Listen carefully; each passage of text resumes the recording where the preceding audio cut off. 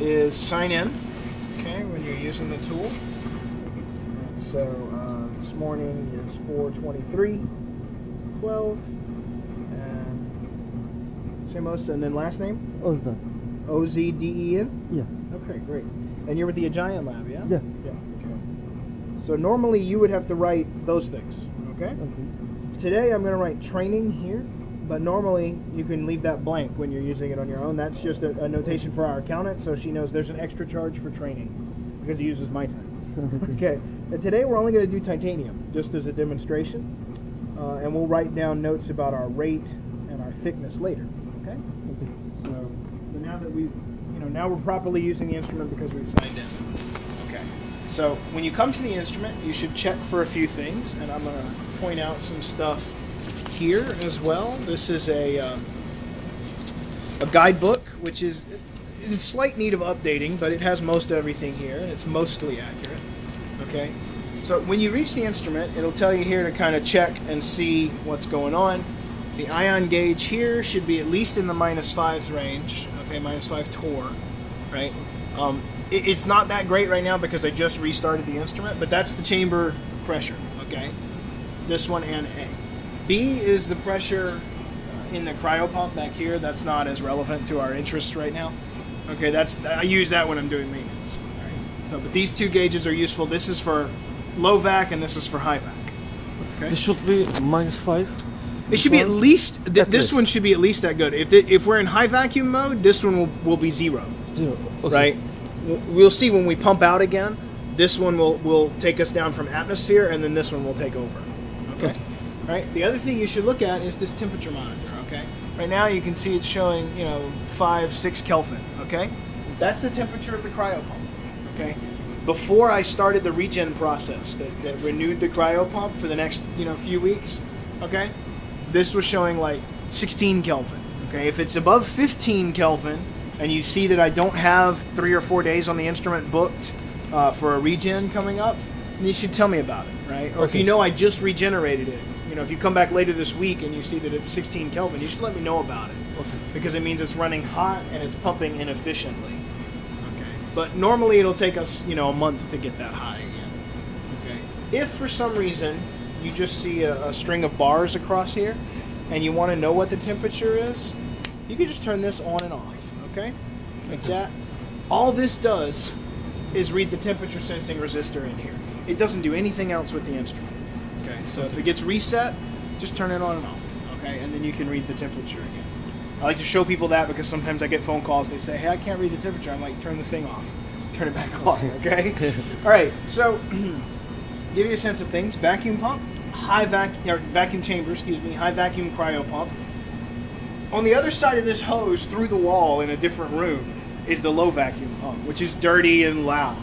Okay, this is loud enough. That's even louder, right? Here and underneath here and over there is the power supply. Okay, for the various parts of the instrument, high voltage power supply and things. This is the thickness monitor controller. This is the vacuum controller, vacuum gauge, the controller for the shutters in the chamber, which we'll see in a minute.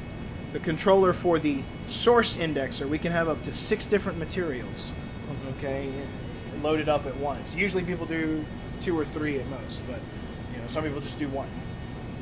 This is all high voltage controls, and then the sweep controls for the E-beam source. This power supply here is rarely used. This is for an argon glow discharge system that's in this instrument. Argon's not even hooked up right now. I only ever had one user who wanted it, but I can hook it back up if somebody needs it. And then here, this is for glow discharge. This is for a thermal source, which I'll point out in here. Right now, we just rebuilt it so that it's working again, and I've got some users kind of prototyping it for me to make sure it's working. And if people need to do aluminum, the thermal source turns out to be a better way to do it. What it should be? What's that? What it should be? It should be 0. This is normally it's 0 unless you're doing a thermal evaporation of aluminum in here. In which case it'll be over 200 amperes. But there's a different way of it. Again, it's controlled by the deposition controller here. Whether you're doing E-beam or thermal, it's controlled here. Okay. And that's just a change in the settings, and we'll see all that later. But anyway, so you find the instrument in this state. These things should be off. This should be on. It'll be at one of these 6 locations. You find the vacuum is at least in the 10 to the minus 5 range.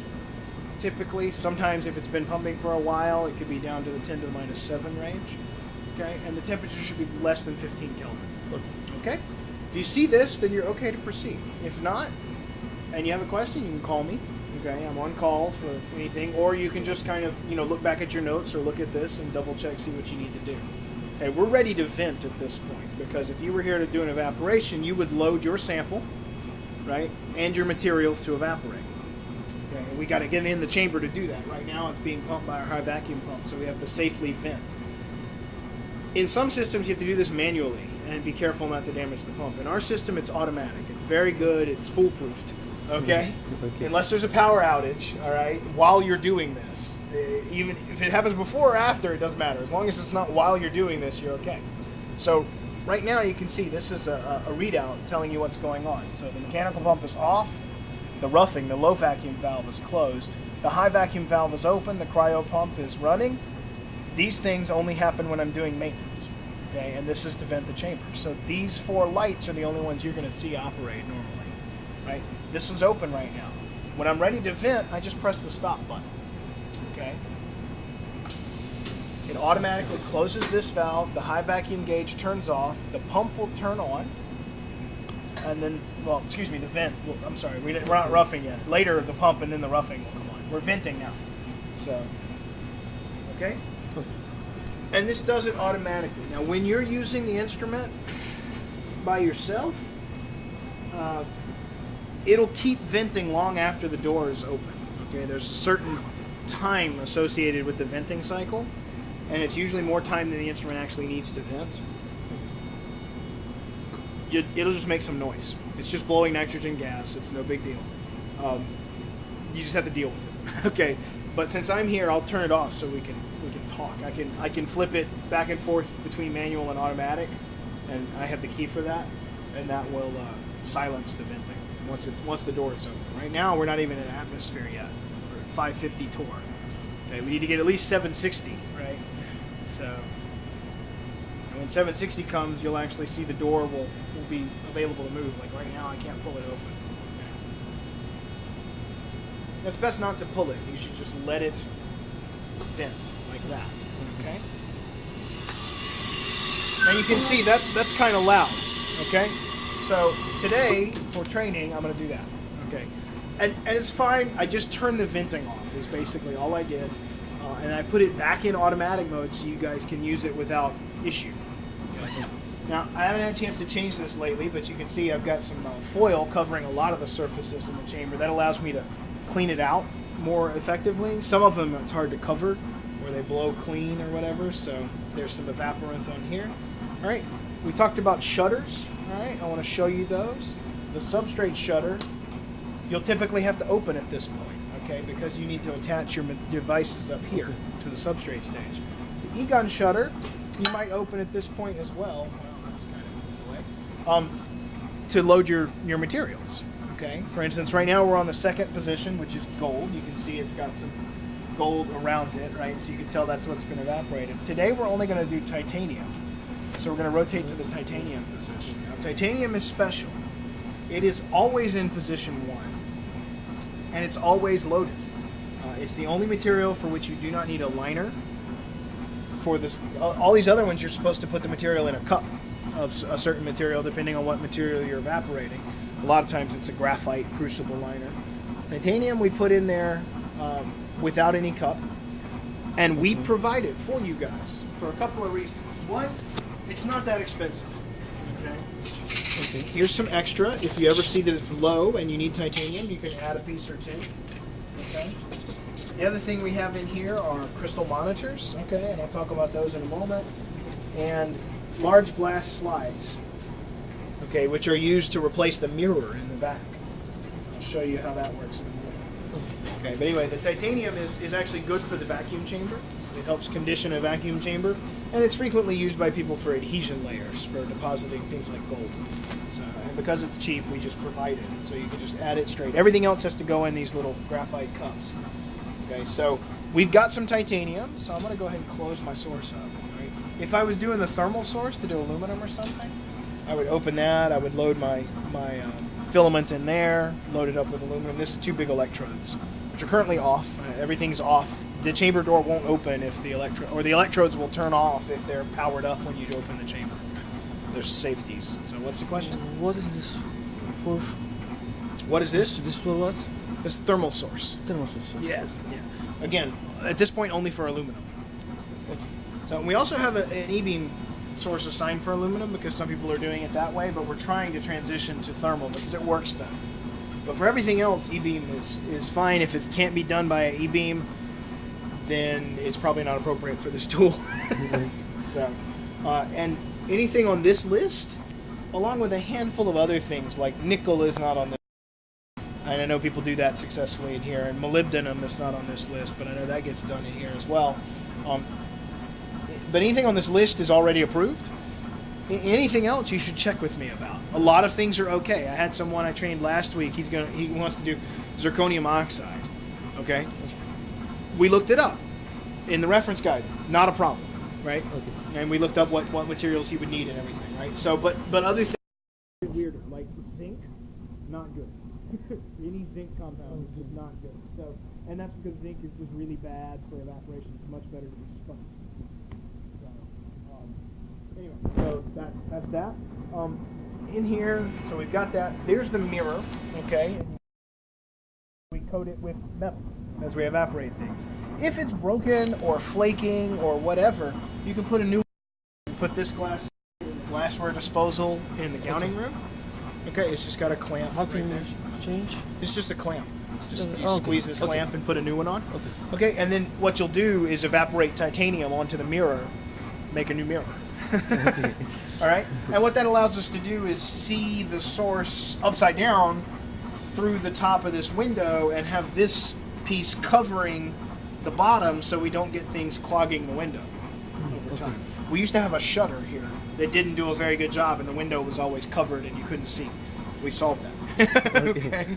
So anyway, so and then you would mount your sample. This is a shared mount. You can see someone left some stuff behind, and there's various bits of hardware. This is a 632 bolt. Okay, that goes through the middle, and that can be used in whatever configuration you need to mount it to the machine. These are much smaller. These are like 256 bolts, and they're just there with washers and nuts and things. People will use that to clamp their device down. You can use carbon tape on here if you need to, because you have an odd-shaped device or something. Okay, but you need to clean it up. All right, and don't use more than necessary. Right, because it can, just leave behind a mess. We bought us some spare hardware, and this is a shared stage, so I can't guarantee how clean it is. People do all kinds of things, right? If you want to have your own clean stage, you can make one. It's very easy. Just come up with whatever design you need, and know that with a 632 bolt, you can attach it to the instrument. And we have bolts here, so you could just make a stage if you needed something special. Okay, but otherwise, help yourself. And we have, if you ever need it, we have bottles for acetone. If there's nobody's name on it, it's for general use. You can see that one's empty, as is our propanol bottle. So we're going to need to refill. At least today, we're going to need the propanol refilled because we use it to clean our vacuum seal. So in here, you'll find bottles labeled clean room. Okay. Those are for public use. They're not high grade, spectroscopic fluids. They're just, for cleaning. Okay. Now, people also use, people will get the acetone and strip photoresist off things and stuff like that, and that's fine too. But I only supply acetone and propanol for general use, and I supply ethanol for the critical point dryer. But I don't supply anything else. I would like a funnel, but I don't. Oh, I have. Keep one over here for me. Okay.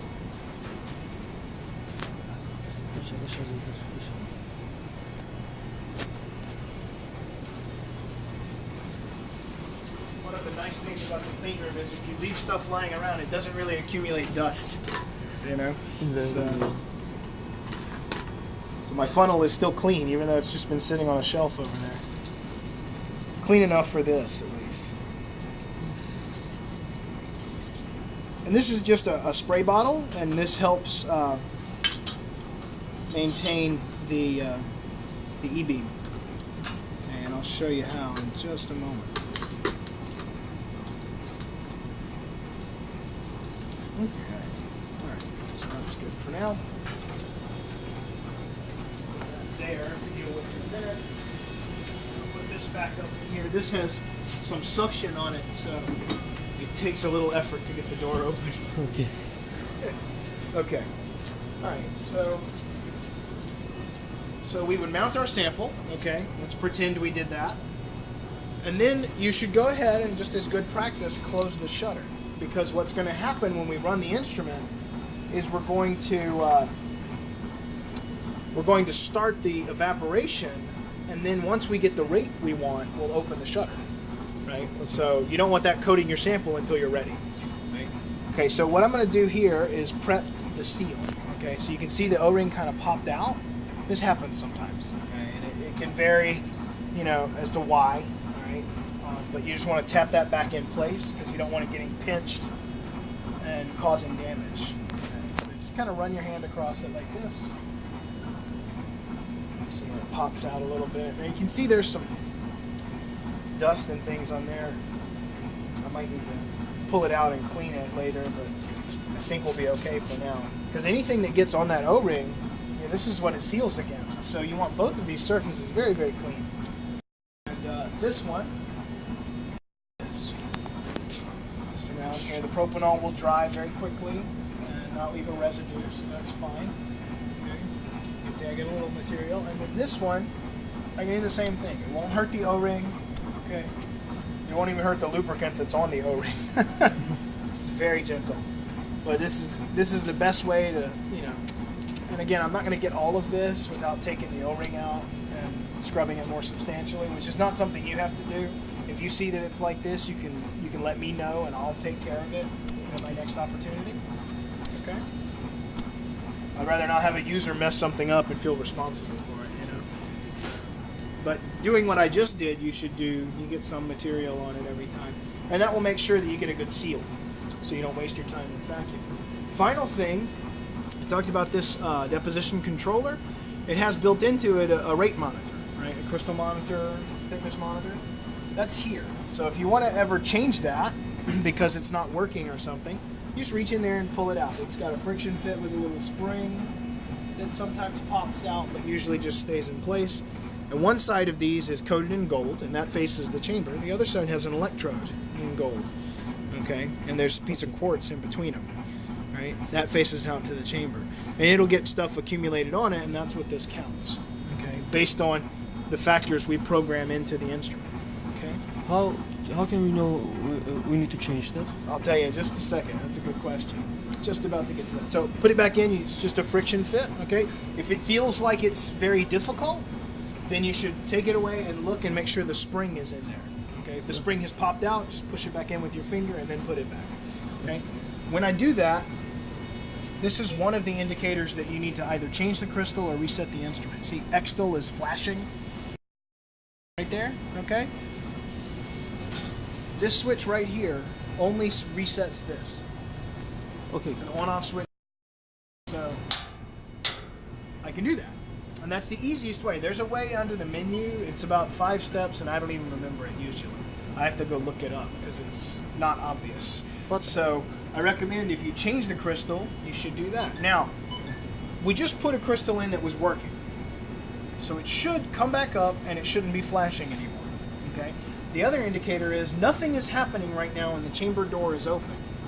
The rate should be 0. Okay. If the rate's not 0 and nothing is going on, you should change it. The other way you should know to change it, look at what people just did. Okay? This guy did aluminum oxide. Alright? Okay. Immediately after that, the next user or him, either he did it or the following user did, put a new crystal on. Okay, and the reason for that, if they do aluminum oxide or silicon oxide, typically those are the only two dielectrics that we do in here. But anything like that, any kind of dielectric, AL203 or SiO2, they do those, put a new crystal on. If they do that right before you and they didn't put a new one on after they're done, Okay. because after